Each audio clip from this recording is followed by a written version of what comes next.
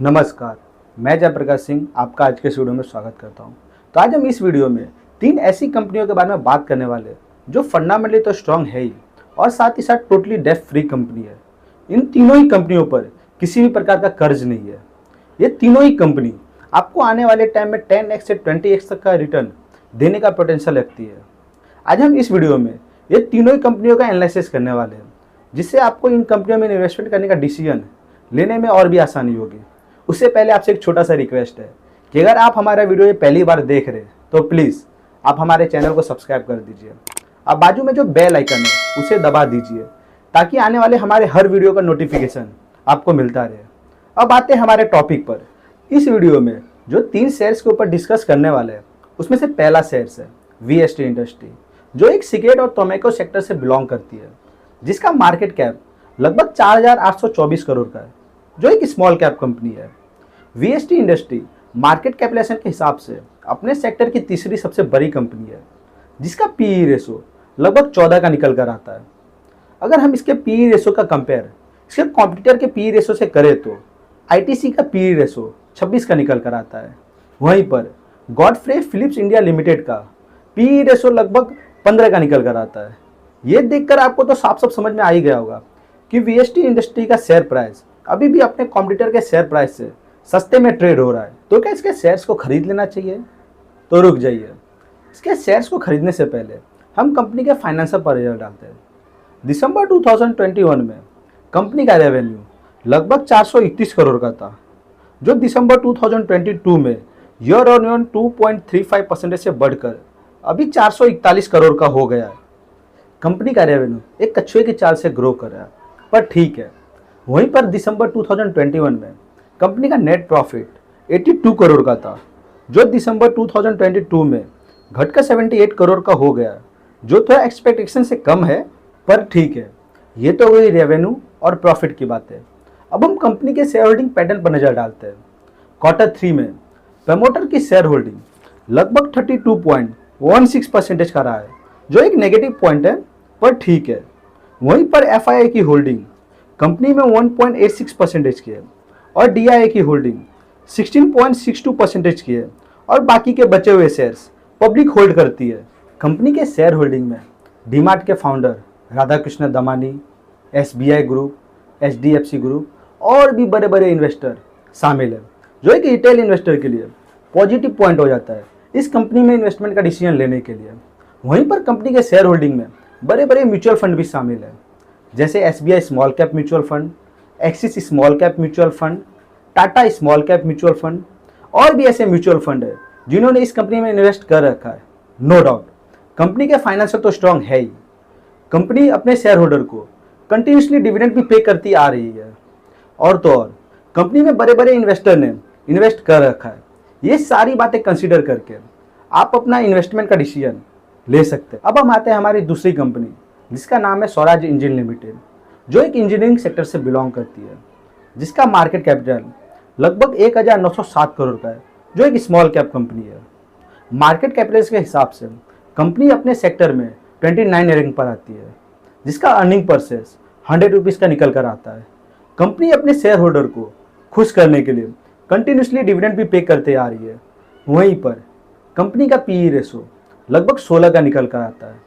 अगर हम इसके PE रेशो का कंपेयर इसके कॉम्पिटिटर के PE रेशो से करें तो कमिंस इंडिया लिमिटेड का PE रेशो लगभग 40 का निकल कर आता है और किर्लोस्कर ऑयल इंजन का PE रेशो लगभग 15 का निकल कर आता है। ये कंपैरिजन देखकर आप तो समझ ही गए होंगे कि कंपनी का शेयर प्राइस नॉर्मल वैल्यू पर ट्रेड हो रहा है। कंपनी का शेयर प्राइस न ही ज़्यादा ओवर वैल्यूड है और न ही ज़्यादा अंडर वैल्यूड है। अब हम इसके फाइनेंशियल को समझते हैं, जिससे हमें इस कंपनी को समझने में और भी आसानी हो जाएगी।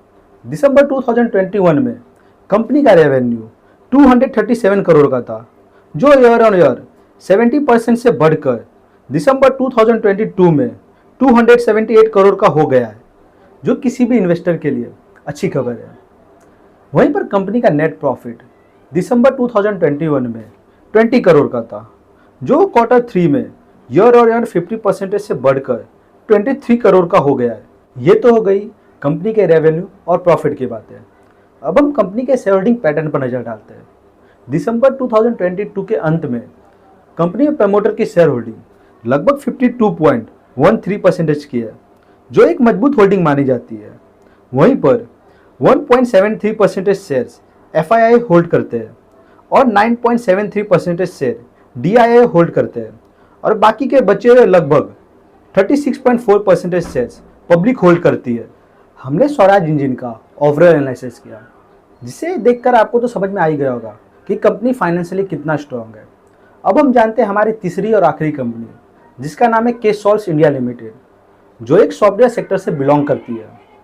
कंपनी का मार्केट कैपिटल सिर्फ 522 करोड़ का है। मार्केट कैप देखकर आपको तो समझ में आ ही गया होगा कि कंपनी अभी कितनी छोटी है, जिसका PE रेशो लगभग 24 का निकल कर आता है।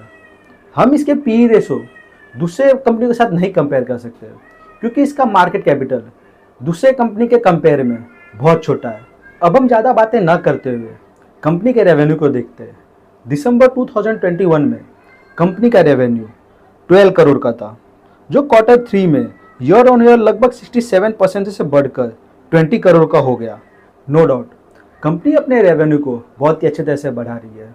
एक रिटेल इन्वेस्टर के लिए अच्छी खबर है, क्योंकि कंपनी का रेवेन्यू जितना तेज़ी से बढ़ेगा उतना ही तेज़ी से इसका शेयर प्राइस भी बढ़ेगा। अब हम कंपनी के प्रॉफिट को देखते हैं। दिसंबर 2021 में कंपनी का प्रॉफिट 3 करोड़ का था, जो ईयर ऑन ईयर लगभग 100% से बढ़कर दिसंबर 2022 में 6 करोड़ का हो गया।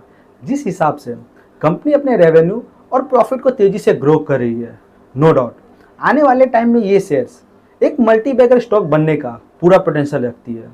ये तो हो गई प्रॉफिट और रेवेन्यू की बातें। अब हम कंपनी के शेयर होल्डिंग पैटर्न पर नजर डालते हैं। दिसंबर 2022 में कंपनी में प्रमोटर की शेयर होल्डिंग लगभग 58.94% की है, तो 0.16% शेयर FII ने होल्ड कर रखा है। इस चार्ट के थ्रू आप समझ सकते हैं कि इससे पहले कुछ क्वार्टर में FII की होल्डिंग 0% की थी, जो अभी क्वार्टर 3 में बढ़कर 0.16% की हो गई है। ये देखकर आपको तो साफ साफ समझ में आता ही होगा कि फॉरेन इन्वेस्टर भी इस कंपनी के ऊपर फोकस बनाकर बैठे हैं। नो डाउट अभी थोड़ी होल्डिंग कम है, पर आने वाले टाइम में ये होल्डिंग बढ़ते हुए आपको दिख सकती है। तो आज हमने इस वीडियो में जो भी 3 कंपनी के बारे में देखे, वो सारी ही कंपनी फंडामेंटली स्ट्रॉन्ग है और कंपनी रेगुलरली अपने शेयर होल्डर को डिविडेंड भी पे कर रही है और साथ ही साथ कंपनी अपने बिजनेस पर फोकस भी दे रही है। अगर आपको इसमें इन्वेस्ट करना है तो आप अपना एक फंडामेंटल एनालिसिस करके इन तीनों ही कंपनियों में इन्वेस्टमेंट करने का डिसीजन ले सकते हैं। अगर ये वीडियो आपको इन्फॉर्मेटिव लगी तो आप हमारे वीडियो को एक लाइक जरूर करके जाना। और हाँ, आपको किसी भी कंपनी के ऊपर एक फंडामेंटल एनालिसिस चाहिए तो आप उस कंपनी का नाम हमें कमेंट कर सकते हैं। मैं एक डेडिकेटेड वीडियो उस कंपनी के ऊपर लेकर आ जाऊँगा। तो बस दोस्तों, फिर मिलते हैं अगले वीडियो में। तब तक के लिए धन्यवाद।